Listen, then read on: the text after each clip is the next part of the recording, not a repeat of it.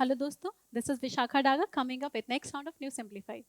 ना आपके जहन में कई बार ये सवाल आता होगा, टैक्स अवॉइडेंस, टैक्स मिटिगेशन और जो टैक्स एवेशन है, सिमिलर टर्म्स, इनमें डिफरेंस क्या है। आज के वीडियो में हम इसी डिफरेंस को क्लियर करेंगे कि ये दिखने वाली एक जैसी टर्म जिसमें basically you and up not paying taxes, तीनों को डिफरेंटली क्यों गवर्नमेंट ट्रीट करती है। तो आज हम जरा इसी के बारे में देखते हैं। पर पहले मुझे सवाल का जवाब दीजिए। Consider the following two statement. Tax mitigation is punished under the IT Act and government इसमें T आएगा try to deal with tax avoidance using treaties like DTAA। तो इस सब के बारे में हम देखेंगे, हम तीनों के डिफरेंस को अब यूज इस्तेमाल करेंगे कि कैसे तीनों अलग होती हैं। आप ये समझ जाएंगे तो आप इन टर्म्स को बहुत केयरफुली नेक्स्ट टाइम से यूज करेंगे जब आप बोलेंगे when one entity is not paying tax there are three different ways it can be treated. तो चलिए एक एक करके शुरू करते हैं। सबसे पहले हम जानेंगे टैक्स क्या होता है। तो टैक्स अगर जाना जाए तो tax is actually one sided compulsory payment होती है आपकी। मतलब इसमें जो आपको स्टेट सिटीजनशिप का कॉन्सेप्ट आप समझते हो कि citizenship is a moral contract जो कि स्टेट और सिटीजन को बाइंड कर देता है, जहाँ पे स्टेट की कुछ रिस्पॉन्सिबिलिटी सामने आ जाती है। जैसे स्टेट का काम होता है लॉ एंड ऑर्डर को मेंटेन रखना, सेफ्टी इंश्योर करना सिटीजन की, राइट। और इसी के साथ इसका मेन पर्पस होता है वेलफेयर को इंश्योर करना। बट वेलफेयर के लिए चाहिए मनी। ये पैसा कहाँ से आएगा? तो ये पैसा कौन देगा? सिटीजन, जो कि as a businessman, as a professional पैसा डेली मर्रा में आपका क्या करते हैं, वो अर्न करते हैं। तो there is a part of payment, there is a percentage of payment they have to transfer compulsory to the government, उसके रेवेन्यू में, उसको कहते हैं टैक्स। कंपल्सरी पेमेंट जो कि सिटीजन को गवर्नमेंट ऑफ इंडिया को करनी होती है उसको टैक्स कहते हैं, जिससे कि स्टेट अपनी रिस्पॉन्सिबिलिटी को फुलफिल कर सके। ये कंपल्सरी है क्योंकि अगर आप इसे नहीं पे करोगे तो बाय लॉ आप पनिश हो जाओगे, राइट। इनकम टैक्स एक्ट आपका जो आता है उसके तहत आपको ये पनिशमेंट प्रोवाइड कर सकता है। Now this is the most important aspect कि that when you don't pay tax you will be punished. But there are certain way, if you don't pay tax there is a possibility कि आपको punishment ना मिले। Race इसी concept पे हम समझेंगे कि टैक्स रिलेटेड टर्म्स जैसे टैक्स मिटिगेशन, टैक्स अवॉइडेंस और आपका tax avoidance and tax evasion किस तरीके से तीनों के तीनों टर्म्स एक दूसरे से डिफरेंस है। अगर देखा जाए तो तीनों में कॉमन क्या है? तीनों में एक चीज कॉमन है, चाहे आपका टैक्स मिटिगेशन हो या टैक्स आपका अवॉइडेंस हो या आपका टैक्स आपका इवेशन हो, तीनों के केस में you are not paying tax, आप टैक्स नहीं पे कर रहे। बट इन तीनों के केस में tax mitigation is the one जो कि मोस्ट आपका ना तो इलीगल है ना आपका अनएथिकल है। मतलब ये आपका लीगल भी है, यहां अगर आप टैक्स पे नहीं करोगे तो आपका अलाउड है कि मत टैक्स पे कीजिए, कोई बात नहीं, और ये आपका एथिकल भी माना जाता है। अब इसमें एग्जांपल कर लीजिए, आपकी सैलरी मान लीजिए 70 से 80,000 के आसपास है या 50-60 के आसपास है। अब आपकी 5 लाख जो नॉर्मल रिक्वायरमेंट होती है, जहां तक गवर्नमेंट बोलती है कि टैक्स मत पे कीजिए, उससे थोड़ा नीचे ऊपर हो सकती है। आपके घर में बच्चों की जरूरत है, इन सब की जरूरत है, पेंशन की रिक्वायरमेंट हो सकती है, प्रोविडेंट फंड की जरूरत हो सकती है। गवर्नमेंट खुद चाहती है कि आप इस ऐसी सर्विसेज में क्या करो, इन्वेस्ट करो, जिससे कि आपका फ्यूचर सिक्योर रहे। सरकार बोलती है हम भी तो यही चाहते हैं, हम चाहते हैं कि आपके पास आपका फ्यूचर सिक्योर रहे। तो जब आप इस तरीके की प्लानिंग करो कि आप बेसिकली आपकी जो सैलरी है, अगर आपकी 8 लाख, आपकी 7 लाख के आसपास आ चुकी है, 6 लाख के आसपास, बट आप इसमें से 1 लाख रुपए इन्वेस्ट कर दो प्रोविडेंट फंड स्कीम में, LIC में, तो आपकी सैलरी वापस कौन से दर में आ जाएगी? 5 लाख। 5 लाख तक गवर्नमेंट बोलती कि टैक्स पे ही नहीं करना। तो जो आप इस तरीके के लेजिटिमेट सोर्सेज को यूज करते हो कि प्रोविडेंट फंड यूज किया, LIC यूज किया, जिससे कि आप उस टैक्स ब्रैकेट में आ जाओ जहां आपको टैक्स ना पे करना पड़े या टैक्स कम पे करना पड़े, तो उसको कहते हैं tax mitigation, that is tax planning. इस तरीके की टैक्स प्लानिंग हो कि आपको टैक्स कम पे करना पड़े, उसको कहते हैं tax mitigation. If you do that तो ना नीदर दिस इज इलीगल, ना तो ये इलीगल है ना अनएथिकल है। तो आप ये सब करने के बाद your an angel personality, Aloknath के जैसे।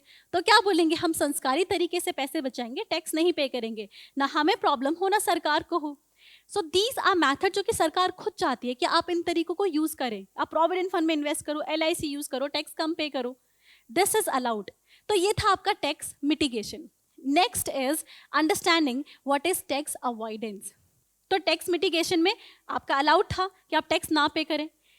टैक्स अवॉइडेंस के केस में आप टैक्स नहीं पे करते, बट उसके लिए आप लीगल लूप होल्स यूज करते हो कि आप जो तरीके यूज कर रहे हो टैक्स ना पे करने के, दोस आर बेसिकली लीगल तो हैं बट अनएथिकल है, राइट? जैसे आप इंडिया में अर्न कर रहे हो और इंडिया में आपको कैपिटल गेन टैक्स पे करना पड़ता 18%, लेकिन आपने क्या किया, आपकी कंपनी है, आपने ये हो गया आपका इंडिया, आपने एक अपनी सब्सिडरी सिंगापुर में जाके खोल ली, राइट?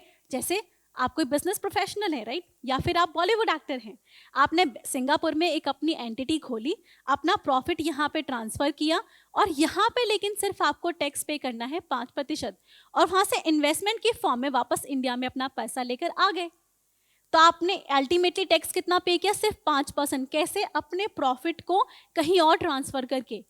आप ये लीगल जरूर है बट ये अनएथिकल है, बिकॉज इस प्रोसेस में सरकार को पता है कि आपका पैसा बाहर गया है या आपने जो तरीका यूज किया है वो लीगल आता है, but this is not what government want you to do. इसीलिए इस चीज को अवॉइड करने के लिए government double taxation agreement sign करती है, या फिर सॉरी आपके गार एग्रीमेंट लेकर आती है, general anti avoidance agreement, right? तो इससे प्रिवेंट करने के लिए गवर्नमेंट क्या लेके आती है, general anti avoidance agreement. Now in this agreement आपका गवर्नमेंट क्या करती है, in this government attempt to provide कि अगर 1 साल से ज्यादा आप यहाँ प्रॉफिट कर रहे हो, आपका काम चल रहा है, तो ही आपको टैक्स बेनिफिट मिलेंगे, not just for the sake कि आप अपना प्रॉफिट यहाँ से यहाँ ट्रांसफर करें उसके लिए। तो गवर्नमेंट स्टैब्लिश करना चाहती है कि आप एक ऐसी बिजनेस एंटिटी हो जो कि वहाँ काम कर रहे हो, जिसका प्रॉफिट वहाँ से ही अर्न हो रहा है, इंडिया से नहीं अर्न हो रहा, तो ही आपको जो टैक्स बेनिफिट है वो मिलेंगे, ठीक है?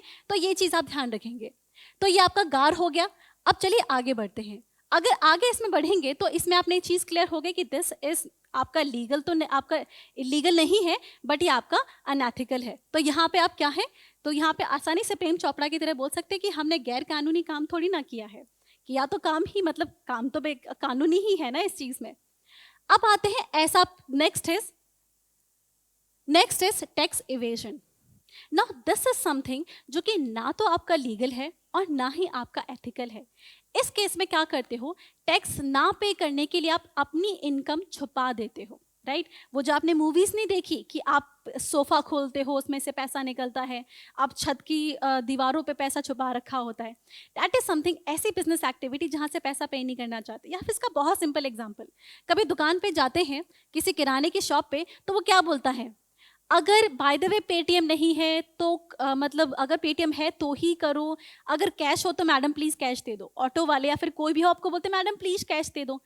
कैश इकोनॉमी से क्या होता है, पैसा अकाउंट नहीं होता, लोग कितना कमा रहे हैं ये पता नहीं चलता। और इंडिया की 90% इकोनॉमी इनफॉर्मल है, कैश की फॉर्म में होती है, बहुत लोगों का पैसा छुपा हुआ है और वो क्या करते हैं, टैक्स नहीं पे करते। This is something both illegal and unethical. तो दुकानों पे अक्सर ऐसा होता है, कैश से पेमेंट मांगते हैं, क्यों? क्योंकि वो आप इनकम छुपा सकते हो, इनकम छुपा दिया तो आपको इतना टैक्स पे करना नहीं पड़ेगा। अमीर अमीर लोग आपके ऐसी लाइन में आ रहे होते हैं कि टैक्स उनको पे ही नहीं करना पड़ता। So this is what is an example of tax evasion. तो टैक्स मिटिगेशन, अब तीनों को जरा एक बार रिवाइज कर लेते हैं, ठीक है? तो रिवाइज करेंगे तो एक आपका टैक्स मिटिगेशन है, एक आपका टैक्स अवॉइडेंस और एक आपका टैक्स इवेजन है। तो तीनों में क्या है, टैक्स नहीं पे किए जा रहे, बट ये आपका लीगल भी था और ये आपका कैसा था, एथिकल भी था। तो यहाँ पे आता है आपका टैक्स मिटिगेशन, लीगल भी है और एथिकल भी है। टैक्स अवॉइडेंस में ये आपका लीगल नहीं था बट ये आपका ये आपका लीगल था बट ये आपका एथिकल नहीं था, ठीक है? इस पे लीगल लूपहोल्स आपने यूज किए थे, ठीक है? इसमें आपकी केयरफुल प्लानिंग की गई थी और इसमें आपने हाइड किया था। तो ये ना तो आपका लीगल है और ना ही ये आपका एथिकल है। ये आपको डिफरेंस समझ में आ गया? अगर आ गया तो मेरे सवाल का जवाब दीजिए। Tax mitigation is punished under the IT act. Tax mitigation is not punished under the IT act because वो एथिकल भी है और लीगल भी है। Next, government try to deal with tax avoidance using treaties like DTAA।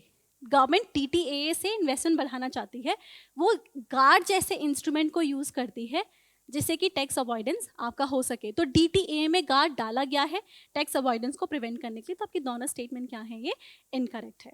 इसी के साथ हमारी वीडियो खत्म होती है। आपको आप पसंद आई तो लाइक करें, सब्सक्राइब करें, कनेक्ट करें, because we are here just to help you. Current Affairs by Forum IAS is an all-in-one program that covers the dynamic aspect of the syllabus from both prelims and mains perspective. Last year, we have helped more than 100 students crack IAS with our current affairs classes.